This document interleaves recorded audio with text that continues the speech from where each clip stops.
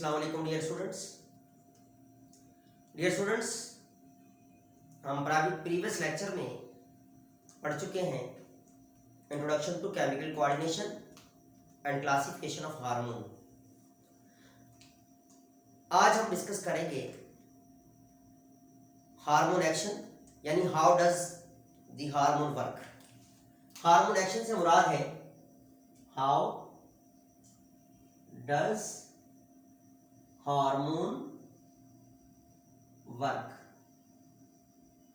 Means hormone किस तरह काम करते हैं, किस तरह स्टिमुलेट करते हैं। हमने मोड ऑफ एक्शन देखना है और हम पढ़ चुके हैं कि हमारे पास हार्मोन्स ऐसे बायोमॉलिक्यूल हैं, ऐसे केमिकल्स हैं जिनका काम स्टिमुलेट करना होता है टारगेट सेल्स को, एक खास किस्म का मैसेज प्रोवाइड करना होता है फॉर स्पेसिफिक फंक्शनिंग के लिए। इसलिए ऐसे केमिकल्स को हम नाम देते हैं हार्मोन्स। लेकिन मैंने आपको प्रीवियस लेक्चर में बताया था कि हार्मोन्स टारगेटर होते हैं, एंडोक्राइन ग्लैंड से खारिज होने के बाद ये ब्लड के जरिए हमारी पूरी बॉडी के अंदर सर्कुलेट करते हैं, लेकिन ये फंक्शन वहीं करेंगे, उन्हीं सेल्स को स्टिमुलेट करेंगे जहां पर इनके रिसेप्टर्स होंगे। जिन सेल्स के ऊपर इन हार्मोन्स के स्पेसिफिक रिसेप्टर्स होंगे वहां पर ये हार्मोन्स वर्क करेंगे। Otherwise through out the body ये सर्कुलेट करते हैं, ब्लड के जरिए हर ऑर्गन में जाते हैं, लेकिन ये कहीं भी अपना एक्ट नहीं दिखाते। तो इसलिए इन्हें टारगेटर्स कहा जाता है और टारगेटेड सेल्स के ऊपर ही इनके रिसेप्टर लगे हुए होते हैं। और हम पीछे पढ़ चुके हैं कि हार्मोन्स हमारे पास दो टाइप के हैं, और जब हम वर्किंग ऑफ हार्मोन्स की बात करते हैं, फंक्शन ऑफ हार्मोन्स की बात करते हैं या एक्शन ऑफ हार्मोन्स की बात करते हैं, तो बहुत सारे मॉडल्स तैयार किए गए और आपकी बुक में जो डिस्कस किए गए हैं वो दो मॉडल हैं। एक मॉडल प्रोटीन हार्मोन्स के लिए है और दूसरा मॉडल लिपिड्स हार्मोन के लिए। क्योंकि हमने हार्मोन्स दो किस्म के पढ़े थे कि हार्मोन्स जो होते हैं दे आर टू टाइप्स। कौन कौन से? या तो स्टेरॉइड है यानी कि लिपिड्स हैं, और या फिर हमारे पास प्रोटीन हार्मोन है यानी कि पेप्टाइड्स होते हैं। या तो प्रोटीन्स हैं या फिर लिपिड्स हैं। अब प्रोटीन हार्मोन्स का मोड ऑफ एक्शन कुछ और होता है, इनके टारगेटेड सेल्स कुछ और होते हैं, इनके रिसेप्टर सेल के अंदर रिसेप्टर की लोकेशन अलग होती है, और प्रोटीन्स जो होते हैं इनके अलग होती है, लिपिड्स की अलग होती है। इसलिए जो है वो दो मॉडल दिए गए। सबसे पहले हम मोड ऑफ एक्शन में आपकी बुक में जो दिया गया मॉडल है वो फर्स्ट मॉडल है। जब फर्स्ट मॉडल को हम डिस्कस करेंगे, कौन सा मॉडल बेटा? फर्स्ट मॉडल हम डिस्कस करेंगे, और वो फर्स्ट मॉडल है for what? For protein hormones. तो ये हमारे पास जो फर्स्ट मॉडल है वो दैट इज फॉर प्रोटीन यानी कि पेप्टाइड हार्मोन। इसे आप पेप्टाइड हार्मोन भी कहते हैं। तो जब हम पेप्टाइड हार्मोन के लिए काम करेंगे, हम देखते हैं फर्स्ट मॉडल इसका। तो ये तो आप जानते हैं कोई भी टारगेटेड सेल जिसकी प्लाज्मा मेम्ब्रेन जो होती है किसी भी सेल की, वो लिपिड्स नेचर होती है, लिपिड फास्फोलिपिड बाइलेयर्स होती हैं। तो सबसे पहले हम यहाँ ड्रा करते हैं सेल। फॉर एग्जांपल ये हमारे पास टारगेटेड सेल है और ये टारगेटेड सेल की एक मेम्ब्रेन है। ये हमारे पास टारगेटेड सेल की मेम्ब्रेन है, और आपको पता है जो मेम्ब्रेन्स होती हैं दे आर दी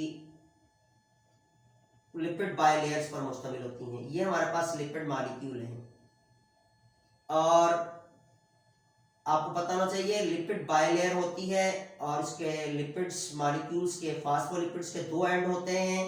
ये भी आपने पढ़ा था, एक होता है हाइड्रोफिलिक एंड और दूसरा होता है हाइड्रोफोबिक एंड। हाइड्रोफिलिक एंड जो होता है वहां पर फॉस्फेट लगा होता है, और जो हाइड्रोफोबिक एंड होता है उसमें हाइड्रोकार्बन्स होते हैं, इसलिए ट्यू कार्बन्स होते हैं वहां पर, इसे कहते हैं हाइड्रोफिलिक एंड। हमने पढ़ा था कि ये वाला जो एंड होता है दैट इज कॉल्ड हाइड्रोफिलिक, क्योंकि यहां पर क्या लगा हुआ है? यहां पर लगा हुआ है PO4 यानी फॉस्फेट लगा हुआ है। इसी PO4 की वजह से फास्फोलिपिड्स को हम नाम देते हैं कॉम्प्लेक्स लिपिड्स। और ये वाला रीजन होता है टेल रीजन, अब ये होता है हेड, ठीक है, जो कि हाइड्रोफिलिक है, और ये वाला रीजन है टेल जो कि हाइड्रोफोबिक होगा, हाइड्रोफोबिक। अब हाइड्रोफोबिक है मींस वाटर रिपेलिंग जिसे कहते हैं, वाटर हेटिंग जिसे कहते हैं, वाटर फियरिंग जिसे कहा जाता है, जो पानी को एब्सॉर्ब नहीं करते। खैर ये तो आप मॉडल में भी पढ़ चुके हैं, फ्लूइड मॉजिक मॉडल में भी, जहां आपने मॉडल ऑफ मेम्ब्रेन्स पढ़ा था, बायोलॉजिकल मेम्ब्रेन का मॉडल। तो अब हम डिस्कस कर रहे हैं यहाँ पर वो हार्मोन जो कि क्या होते हैं, दे आर प्रोटीन नेचर। तो बेटा ये प्रोटीन नेचर हार्मोन में सबसे पहले हम किसी भी एक हार्मोन, फॉर एग्जांपल हम हार्मोन लेते हैं ग्लूकागोन, ये एक हार्मोन है जो हमने लिया जिसे हम नाम देते हैं ग्लूकागोन हार्मोन। बेटा ग्लूकागोन हार्मोन जो है आपको पता होना चाहिए कि ग्लूकोज मेटाबॉलिज्म में रोल करता है, और ये आप पढ़ चुके हैं कि ये पैनक्रियाज इसका टारगेट होता है। ये कहां से रिलीज होते हैं, पैनक्रियाज से, और पैनक्रियाज के कौन से सेल्स, अल्फा सेल्स होते हैं पैनक्रियाज के, जो सीक्रेट करते हैं ग्लूकागोन हार्मोन। अब ग्लूकागोन हार्मोन जो है, अब इसका टारगेट क्या होगा, श्योर शॉर्ट सी बात है, लिवर में ये सारा मेटाबॉलिज्म हो रहा होता है तो लिवर सेल इसका टारगेट होंगे। जैसे ही ये ब्लड के जरिए घूमते हुए ये हार्मोन्स कहां पहुंचता है, ये पहुंचता है targeted cells of the liver पर। तो लिवर की जो बाहर वाली मेम्ब्रेन की बाहर वाली साइड होती है, वहां पर प्रोटीन रिसेप्टर्स लगे होते हैं खास किस्म के। क्या लगे होते हैं, these are called as receptors. ये क्या है, ये प्रोटीन रिसेप्टर है जो इसे रिसीव करेंगे। अब इसको रिसीव करके यहीं स्टे करवाएंगे। वजह पता क्या है, वजह ये है कि इनकी नेचर नहीं मिलती, इसको अंदर जाने नहीं देंगे सेल के अंदर। ये प्रोटीन है और मेम्ब्रेन जो हार्मोन प्रोटीन है, मेम्ब्रेन लिपिड नेचर है, इसकी बाइलेयर है, इसलिए अंदर नहीं आएंगे। जब कोई आपका अपना आपके घर में आता है तो वो सीधा हल्का सा नॉक करेगा, सीधा दरवाजा खोलेगा, अंदर आ जाएगा। लेकिन अगर कोई थर्ड पर्सन है तो आपका जो गनमैन होता है वो उसको स्टॉप कर देता है वहीं कि आप वहीं रुके, मैं आगे आपकी इंफॉर्मेशन देकर आता हूं। तो इसी तरह प्रोटीन हार्मोन के लिए याद रखिएगा, रिसेप्टर बाहर लगे होते हैं, इसको बाहर ही यहां स्टॉप करवा देते हैं। तो यहां पर देखिएगा कि यहां पर कुछ बेस ऑफ द मेम्ब्रेन पर एक प्रोटीन लगी होती है जिसके 3 जुज होते हैं, 3 पार्ट होते हैं। एक पार्ट इसका होता है अल्फा, दूसरा होता है बीटा, और तीसरा होता है गामा। तो जैसे ही इंफॉर्मेशन पहुंचती है, प्रोटीन हार्मोन यहाँ आते हैं, रिसेप्टर अंदर सिग्नल भेजते हैं, तो ये इसे कहते हैं जी प्रोटीन। इसे क्या कहते हैं, इसे कहते हैं जी प्रोटीन। और ये ग्लोब्यूलर प्रोटीन होती है, ग्लोब्यूलर, ये ग्लोब्यूलर प्रोटीन है जो कि कहाँ लगी है, at the base of membrane. ये ब्रेक होगी और इसका जो अल्फा पार्ट है यहाँ से, इसके टूटने के बाद इसका अल्फा पार्ट यहां से ट्रेवल करेगा, और ये अल्फा पार्ट ट्रेवल करता हुआ कहां जाएगा, बेस ऑफ मेम्ब्रेन। मेम्ब्रेन के साथ बिल्कुल अटैच है एक इनएक्टिवेटेड एंजाइम जिसे कहते हैं एडिनालेट साइक्लेज। यहां एक हार्मोन है जिसे हम नाम देते हैं, सॉरी एंजाइम है जिसे हम नाम देते हैं एडिनालेट साइक्लेज। ये एक एंजाइम यहां पर मौजूद है, इस एंजाइम को नाम देते हैं एडिनालेट साइक्लेज कहेंगे। ये एडिनालेट साइक्लेज जो होता है यहां पर होता है इनएक्टिव। जैसे ही इनएक्टिव एडिनालेट साइक्लेज के पास जाती है ये प्रोटीन, तो ये प्रोटीन एज अ, ये वाला जो पार्ट है ये एज अ कॉन्जुगेटिव, यानी कि यहां पर जाके अटैच होगा और इसे एक्टिवेट करेगा एडिनालेट साइक्लेज को। अब ये एडिनालेट साइक्लेज जो है किस फॉर्म में हो गया, इनएक्टिव फॉर्म पे लगा हुआ था, अटैच था मेम्ब्रेन की बेस पर। ये एडिनालेट साइक्लेज क्या हो जाएगा, एक्टिव हो जाएगा। इसे हम कहेंगे एक्टिव एडिनालेट साइक्लेज। ये एक्टिव एडिनालेट साइक्लेज है, और एक्टिव एडिनालेट साइक्लेज जो है वो क्या करेगा, यहां पर मौजूद जो सेल के साइटोप्लाज्म में एटीपीज हैं, ये एटीपीज से एक्ट करेगा ये एंजाइम, और इस एटीपीज को कन्वर्ट कर देगा एएमपी में। इसे कहते हैं एडिनोसाइन मोनोफॉस्फेट, एडिनोसाइन एडिनोसाइन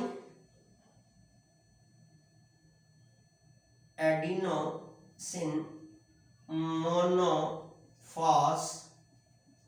कहते हैं। अब ये एडिनोसाइन मोनोफॉस्फेट बन गया, अब ये कहलाएगा सेकंड मैसेंजर। क्या कहलाएगा? AMP जो है, याद रखिएगा, इसे हम नाम देते हैं सेकंड मैसेंजर का नाम देते हैं। तो बेटा हमारे पास ये बन गया सेकंड मैसेंजर, और जो फर्स्ट मैसेंजर था वो आपका हार्मोन। इसको याद रखिएगा, हम क्या कहते हैं हमेशा, इसे हम फर्स्ट मैसेंजर कहते हैं, जिसने आके मैसेज दिया, जिसने आके जो है वो स्टिमुलेट किया रिसेप्टर को, रिसेप्टर ने अंदर सिग्नल भेजे, जी प्रोटीन ब्रेक हुई, इसके अल्फा पार्ट ने जाके एडिनोलेट साइक्लेज एंजाइम को एक्टिवेट कर दिया है। अब ये एक्टिवेटेड एंजाइम आकर ATP से रिएक्ट करके इसे कन्वर्ट करेगा AMP में। तो हंड्रेड्स ऑफ ATPs टूटेंगी और हंड्रेड्स ऑफ AMP बनेंगे, जिन्हें हम नाम देते हैं सेकंड मैसेंजर।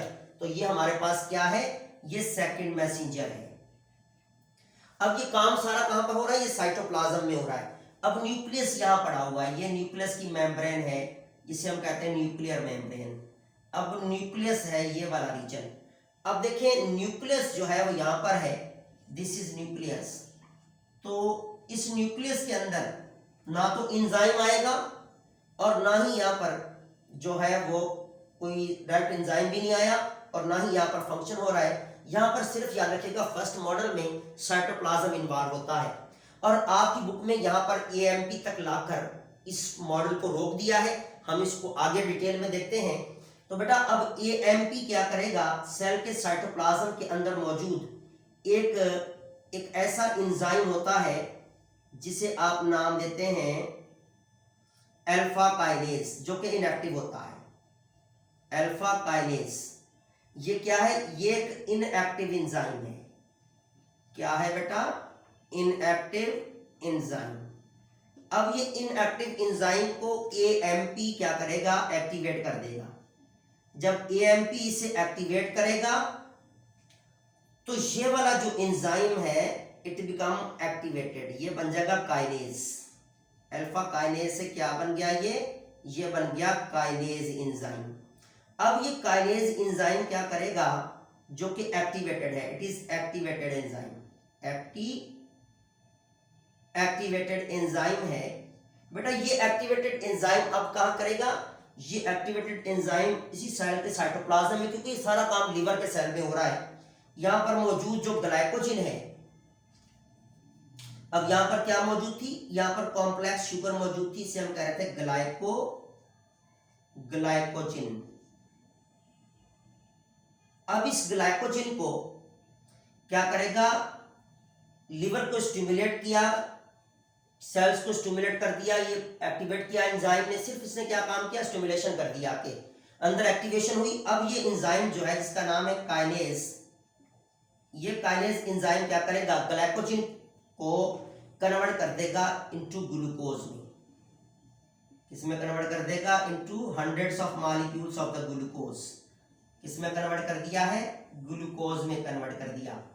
तो ये हमारे पास मेटाबॉलिज्म हुआ ग्लाइकोजन का। जब ग्लाइकोजन ग्लूकोज में टूटी, इसके लिए हार्मोन कौन सा रिस्पॉन्सिबल था? आपने देखा इसके लिए जो हार्मोन रिस्पॉन्सिबल था दैट इज द ग्लूकागोन। तो अब यहां देखें न्यूक्लियस ने कोई इन्वॉल्वमेंट नहीं की है, सारा काम सेल के साइटोप्लाज्म में हुआ है। और ये मॉडल है for what? For the protein hormones के लिए हमने मॉडल देखा, वो था फर्स्ट मॉडल। एक दफा फिर थोड़ा सा मैं आपको रिव्यू दे देता हूं। याद रखिएगा हमने प्रोटीन हार्मोन का मॉडल देखा। प्रोटीन हार्मोन में हमने ग्लूकागोन की एग्जांपल ली, जो कि पैंक्रियाज के अल्फा सेल से निकला। जैसे अपने टारगेटेड लिवर सेल पर पहुंचा, इसके रिसेप्टर ने बाहर ही इसको कवर कर लिया, अंदर नहीं जाने दिया, क्योंकि प्रोटीन हार्मोन की नेचर कुछ अलग थी और लिपिड नेचर, मेम्ब्रेन की नेचर अलग थी, इसलिए अंदर नहीं जाने दिया। इसके रिसेप्टर ने बाहर ही इसको एक्टिवेट ले लिया, और इसकी इंफॉर्मेशन को जैसे अंदर ले करेगा सिग्नल्स को, यहाँ पर जी प्रोटीन जो होगी वो एक्टिवेट हो जाएगी और ब्रेक डाउन होगी, जिसकी वजह से इसका अल्फा पार्ट जो कि बड़ा पार्ट होता है, वो एक इनएक्टिव एंजाइम जो कि मेम्ब्रेन की बेस पर लगा हुआ है उससे एक्टिवेट को कर देगा। और वो इनएक्टिव एंजाइम कौन सा था? एडिनोलेट साइक्लेज। इसके साथ आके अटैच हुआ प्रोटीन का पार्ट, अल्फा पार्ट, ये एक्टिवेट हो गया। और इस एक्टिवेटेड एंजाइम ने एटीपी को ब्रेक करके एएमपी बना दिया, जिसे हम कहते हैं एडिनोसाइन मोनोफॉस्फेट, जो कि बेटा क्या था, जो कि सेकेंडरी मैसेंजर था। अब इस सेकेंडरी मैसेंजर एएमपी आपकी बुक में यहां पर स्टॉप कर दिया है इन्होंने मॉडल को। अब एएमपी क्या करेगी, एएमपी साइटोप्लाज्म ही में एक्टिवेट करेगी एक अल्फा काइनेज इनएक्टिव एंजाइम को एक्टिवेट कर देगी, और वो एक्टिवेटेड एंजाइम जो कि काइनेज है ये ग्लाइकोजन मॉलिक्यूल्स को ब्रेक करना शुरू कर देगा इनटू ग्लूकोज में, ताकि जो ब्लड का ग्लूकोज लेवल है जो लो हो चुका था उसको नॉर्मल किया जाए। आपको पता है ग्लूकागोन आता ही उस वक्त है जब आपकी बॉडी का ग्लूकोज लेवल लो हो रहा होता है, तो बॉडी आपका लिवर ग्लाइकोजन को तोड़ना होता है, लिवर ने, और उस वक्त ग्लाइकोजन को तोड़ने के लिए जो स्टिमुलेशन देता है वो हार्मोन देता है ग्लूकागोन, जो कि पेनक्रियास के अल्फा सेल से आ रहा होता है। तो यहाँ पर ग्लूकोज लेवल बढ़ना शुरू हो गया। तो ये हमारे पास फर्स्ट मॉडल था। और एक बात याद रखिएगा, ये एंटी टेस्ट के हवाले से मोस्ट इंपॉर्टेंट है, आपके एमडी कैट में भी ये क्वेश्चन पूछा जाता है कि फर्स्ट मैसेंजर कौन सा था। तो फर्स्ट मैसेंजर बेटा याद रखिएगा ये हार्मोन फर्स्ट मैसेंजर था। सेकंड मैसेंजर एडिनोसाइन मोनोफॉस्फेट है, जिसने जाके इनएक्टिवेटेड अल्फा काइनेज एंजाइम को एक्टिवेट किया और आगे ग्लाइकोजन की मेटाबॉलिज्म हुई है।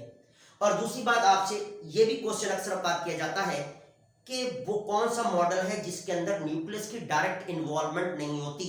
तो बेटा वो मॉडल हमारे पास कौन सा होता है, फर्स्ट मॉडल है, and that model only for protein hormones. ठीक है। और आपने प्रोटीन हार्मोन्स में हमने बहुत सारे हार्मोन्स प्रीवियस लेक्चर में पढ़े हैं कि प्रोटीन हार्मोन्स में short chain amino acid hormone, long chain amino acid hormone, modified amino acid hormone. तो अब हमारे पास जो सेकंड मॉडल होगा वो सेकंड मॉडल होगा, याद रखिएगा, ऑन लिपिड नेचर हार्मोन्स। तो मैंने थोड़ा सा आपके इस लेक्चर को शॉर्ट किया है, इंशाल्लाह नेक्स्ट लेक्चर जो आपका होगा उसमें मैं आपको इसका सेकंड मॉडल दूंगा, क्योंकि वो थोड़ा सा टाइम कंज्यूमिंग है, थोड़ा सा लंबा है। आपकी बुक में तो बिल्कुल उसको शॉर्ट किया हुआ है, कट किया हुआ है और हाफ मॉडल दिया हुआ है। हम उसको फुल मॉडल के तौर पर एक्सप्लेन करेंगे इंशाल्लाह, लेकिन नेक्स्ट लेक्चर में मिलेंगे। दुआ में याद रखिएगा। थैंक्स।